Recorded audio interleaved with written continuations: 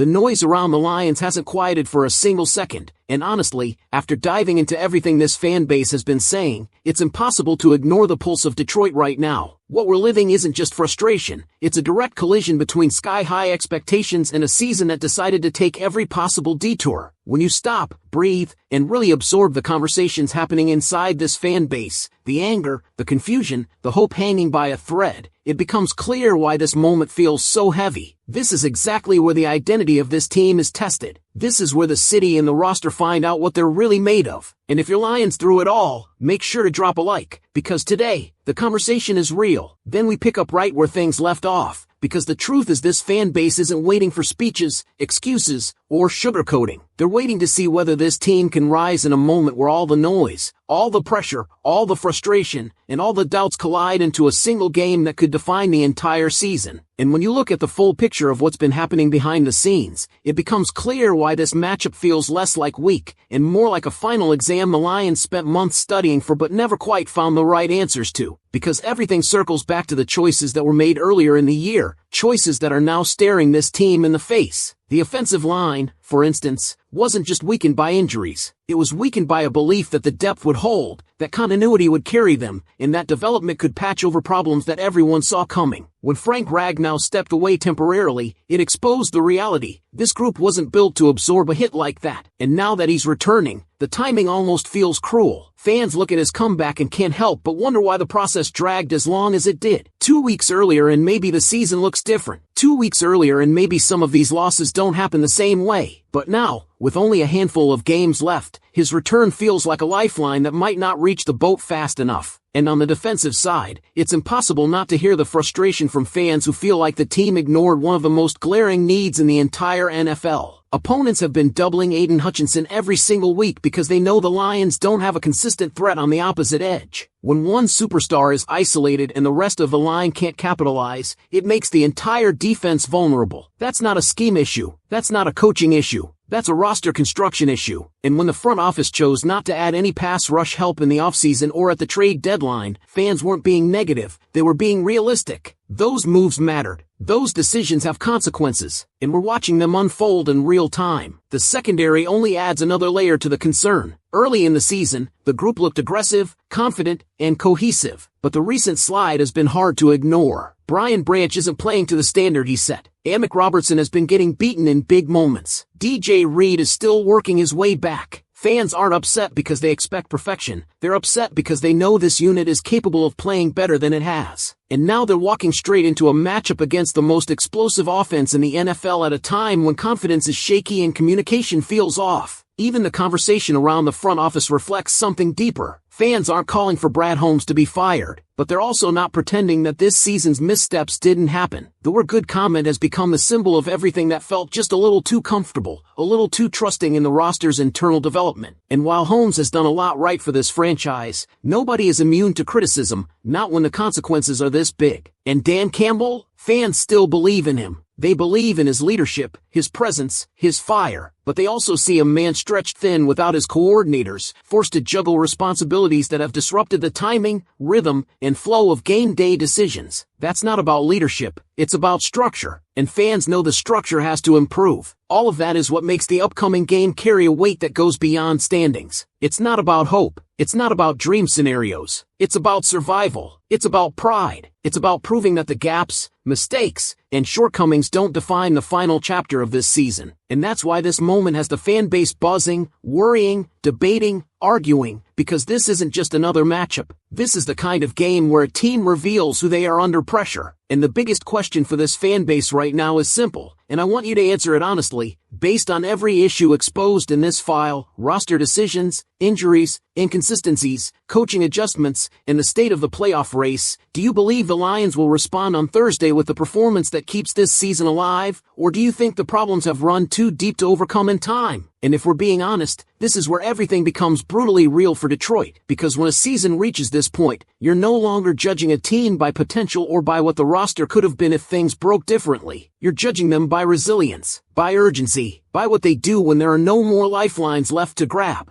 And as we push deeper into this conversation, it becomes clearer that the Lions aren't just fighting opponents anymore, they're fighting the consequences of their own decisions, the weight of expectations, and the margin for error shrinking more and more each week. The fan base sees it. They feel it. Nobody needed a press conference or a breakdown to understand that this year was supposed to be different. This was supposed to be the season where Detroit wasn't clawing for playoff air. They were controlling the NFC North, dictating the pace, setting the tone. But the reality inside this file lays out exactly how quickly momentum can shift when a team loses its balance. And the Lions didn't lose it all at once. They lost it piece by piece. It started with the offensive line, the heart of everything this team wants to do. Without Frank Ragnow, the ripple effects were immediate. The run game stalled. Jared Goff lost precious milliseconds in the pocket. The offense couldn't stay ahead of the sticks. And when your identity is physicality, when your offense thrives on rhythm and leverage, losing the anchor of your line is more than a personnel issue, it becomes an identity issue. Now that he's coming back, there's a sense of hope, but also a sense of why now? Fans aren't wrong for wondering how many close losses or offensive sputters could have gone differently if his return had come sooner. Then you look at the pass rush, the most glaring weakness the file exposes. Aiden Hutchinson is doing everything he can, but even the best edge rushers can't win when they're doubled every play and the rest of the line isn't making opponents pay for it. And what stings isn't that the Lions lack a superstar next to him. Fans know those players don't grow on trees. What stings is that the front office had opportunities. Free agency was full of edge help. The trade deadline saw teams making aggressive moves, and Detroit didn't grab a single one. Not a rotation piece, not a situational rusher, nothing. That's why the frustration isn't wild or irrational. It's grounded in reality. It's grounded in what could have been if the roster had been fortified instead of left exposed. And the secondary's recent slide ties directly into that lack of pressure. When quarterbacks have time to sit comfortably in the pocket, even talented defensive backs get exposed. Brian Branch's inconsistency isn't happening in a vacuum. Amick Robertson's struggles aren't happening without context. DJ Reed shaking off rust becomes one more vulnerability. Detroit doesn't have a secondary built to cover for 4, 5, 6 seconds repeatedly. Few teams do. This was the year to build on the foundation, not strain it. Yet here we are, watching cracks widen because the front end and back end of the defense aren't supporting each other the way they were designed to. And all of this sits on top of a coaching staff stretched thin. Dan Campbell without his coordinators isn't the same version of himself. He's still a leader. He's still the heartbeat of this franchise. But game day execution requires rhythm, timing, and clear mental bandwidth. Juggling extra responsibilities has slowed the offense. It has affected the flow, and you can feel it in the way fans talk about this team. They're not giving up on Campbell. They're demanding the help he needs. That's the difference. This fan base isn't hateful. They're desperate to see this franchise reach the heights it has been building toward for years. Which brings us back to the game that now holds the weight of the season. The Cowboys matchup isn't about style. It isn't about sending a message. It's about whether this team can weather a storm of its own making and still find a way to keep breathing in the playoff race. Because if they win, the road is tough but possible. If they lose, the tiebreakers evaporate, the path narrows to almost nothing, and the final stretch becomes more symbolic than consequential. This is the moment when teams reveal who they truly are. Not in September, not after a blowout win, but now, when their backs hit the wall and every flaw has been exposed. So here's what I want from you in this final stretch. Tell me, with everything we just broke down from this file, what do you believe this team's response will be when the lights hit the field? Will they rise above the weight of their own mistakes? Or is this season destined to be remembered as the year opportunity slipped through Detroit's fingers? And as we carry this conversation to its final stretch, there's one thing that becomes undeniable. Every layer of this season has been shaped by a mixture of ambition, miscalculations, and the harsh reality of the NFL exposing whatever hasn't been fully reinforced. And when you study every detail inside the file you provided, you can see how the Lions arrived at this exact crossroads, not by collapsing all at once, but by slowly losing grip on the edges that were supposed to hold the structure together. Because for all the criticism, for all the frustration, there's still something here, something that fans can feel even when the standings don't reflect it. And it's not blind optimism. It's not wishful thinking. It's the understanding that this team isn't broken beyond repair. They're flawed, yes. They're inconsistent, yes. But they're also capable of stretches of football where every piece looks like it belongs on a contender. That's what makes this situation so emotionally complicated for Detroit fans. You've seen the ceiling. You've seen the progress. You've seen the culture shift. but you've also watched the floor give out in moments where structure matters most. The truth is this: the Lions don't need miracles. They need execution. They need urgency. They need to play like a team that understands the consequences of losing another step in the playoff race. They need Hutchinson to disrupt even when he's doubled. They need Brian Branch to shake off the recent funk and play like the pulse of the secondary again. They need the offensive line, finally reinforced by Frank Ragnow, to give Jared Goff the breathing room that has been missing for weeks. Because when he has protection, he can run this offense. When he doesn't, everything falls apart. And they need Brad Holmes and Dan Campbell to recognize that this season, for all its setbacks, can still become the foundation for what's coming next. This fan base doesn't want excuses. They want results, accountability, aggression, and the willingness to adapt. They want to know that the mistakes made this year become lessons, not repeated patterns. They want to know that the next offseason will be about addressing the trenches decisively, not assuming things will magically work themselves out. They want a front office and coaching staff aligned around the same mission, building a roster that doesn't crack the moment adversity hits. That's why this upcoming stretch of games carries more weight than simply chasing a wild card berth. It's about proving that the growth this franchise has shown over the past 2 years wasn't a flash. It was the start of something sustainable. And Thursday becomes the test. Not just of talent, not just of coaching, but of resolve. How does a team respond when every flaw has been exposed and every ounce of belief has to be earned, not assumed? If the Lions come out swinging, if they show the urgency the situation demands, if they refuse to let this season drift away quietly, then maybe, just maybe, their story isn't finished yet. And if they don't, if the issues outlined in this file, lack of pass rush, offensive line deficiencies, secondary breakdowns, late decisions, inconsistent execution, continue to surface, then the season ends not with collapse, but with clarity. Clarity about what must change. Clarity about what must be prioritized. Clarity about what this team still lacks to become the contender fans know it can be. So now I want to leave you with this final thought before you dive into the next video. After everything the file reveals, after everything this roster has shown and everything it has failed to show, what do you believe happens next? Does Detroit rise under pressure, or does this season become the turning point where the organization finally realizes what still needs to be built? And if we're being completely honest with each other, this is where the emotional weight of the season hits its peak, because everything the file showed, every concern from fans, every roster flaw, every coaching strain, has led to this final stretch where excuses don't matter anymore. What matters now is whether this team can summon something deeper than strategy, deeper than talent, deeper than whatever the standings say. What matters now is how they respond when the season's pulse is faint but still beating, because the truth inside that file is that Lions fans aren't confused about what's happening. They see it clearly. They see a roster that wasn't fully reinforced. They see the impact of losing coordinators. They see the offensive line patched together, stretched thin, and then forced to survive without Frank Ragnow until now. They see a defensive front relying on Aiden Hutchinson to carry the world on his shoulders with no consistent help. They see a secondary that started strong but has been put in impossible situations because quarterbacks have all day to throw. They see coaching decisions slowed down by too many responsibilities. They see a front office that hesitated at moments when aggression could have changed the trajectory of the season. But they also see something else, a team that still fights. A team that refuses to fold. A team that, despite the frustration, still has enough heart to keep pushing into these final weeks. And that's what makes this moment so intense. Fans don't doubt the effort. They doubt the structural support around that effort. They doubt the roster balance. They doubt the timing of choices that came too late or never came at all. And now, with everything condensed into these last games, the team has one shot to redefine how this season is remembered. Not as a collapse, not as a wasted opportunity, but as a moment where they rose despite the cracks. And that's what Thursday becomes, a measuring stick for everything that has been questioned. Will the offensive line look stabilized with Ragnow back? Will the secondary tighten up and stop the bleeding? Will someone, anyone, step up opposite Hutchinson and win a matchup when it matters? Will the coaching staff find rhythm and balance at a time when it's needed more than ever? These aren't small questions. These are the difference between a season that drifts into disappointment and one that clings to life with a statement performance. And fans know exactly what's at stake. They know a loss complicates the playoff picture to the point where hope turns into math problems. They know a win keeps the fire burning. They know the line is razor thin. But what they want most is effort without hesitation, urgency without delay, and decision-making that reflects the reality of the moment, not the comfort of believing things will fix themselves. So as we wrap this expanded breakdown, here's the final challenge for this team. Show the fan base that the progress of the last 2 years wasn't a temporary spark. Show them that even when things go wrong, you can still fight like a contender. Show them that accountability leads to growth, not excuses. And show them that the season isn't over until the Lions decide it is. Because at the end of the day, this fan base isn't asking for miracles, they're asking for proof. Proof that the lessons from this file turn into action. Proof that the mistakes won't repeat. Proof that the heart of this team still beats loud enough to survive another week. Now tell me in the comments, after everything we broke down from this file, do you believe the Lions will rise and keep this season alive, or do you think the missed decisions have already written the ending? And as we push this conversation one step further, you can feel how all these threads tie together into a single, undeniable truth. This season has never been about whether the Lions have heart. It's been about whether the structure around that heart was strong enough to carry the weight of real expectations. And everything inside the file makes that clear. The issues didn't come from lack of effort. They came from thin margins, delayed decisions, and the kind of roster imbalances that don't always show themselves until the pressure becomes too heavy to hide. You look at the offensive line, and the story isn't simply that injuries happened. The story is that the depth wasn't prepared for the kind of strain a long season demands. It forced the offense into survival mode, robbed the run game of its burst, and put Jared Goff into uncomfortable situations far too often. Getting Frank Ragnow back now feels like someone finally tightening the bolts on a machine that's been shaking for months. But the question remains, can one fix, no matter how important, stabilize everything in time? Then there's the defense, specifically the pass rush. Fans aren't complaining because they expect perfection. They're frustrated because the file makes it obvious how predictable the situation became. Every team knows the formula: overload Hutchinson, neutralize his impact, and force Detroit to rely on matchups that simply haven't been winning consistently. And when a defense can't generate pressure, every other weakness gets magnified. Quarterbacks get comfortable. Receivers get time to separate. The secondary gets exposed, not because they're untalented, but because no defensive backfield in the league is built to cover endlessly. And that's what you see happening with Brian Branch, with Amick Robertson, with DJ Reed shaking off rust. These aren't bad players. They're players being asked to hold up under circumstances that tilt the field against them. That's why fans are torn between disappointment and understanding. They know the talent is there. They also know the support around that talent hasn't been consistent. And through all of this, the weight on Dan Campbell's shoulders has only grown. Not because he suddenly forgot how to lead, but because losing coordinators changed the rhythm of everything. It altered game day timing. It shifted responsibilities. It forced adjustments that didn't always sync the way they needed to. And while fans aren't calling for his job, they're rightfully pointing out the cracks, because acknowledging the cracks is the only way to strengthen what's been built. All those details are why this stretch matters so much. These next games aren't just about standings, they're about the identity of this franchise. If the Lions show urgency, if the adjustments come fast, if the players respond to the moment, then this season can still reclaim meaning. It can still serve as a crucial chapter in Detroit's climb toward being a true contender. But if the same issues persist, slow decisions,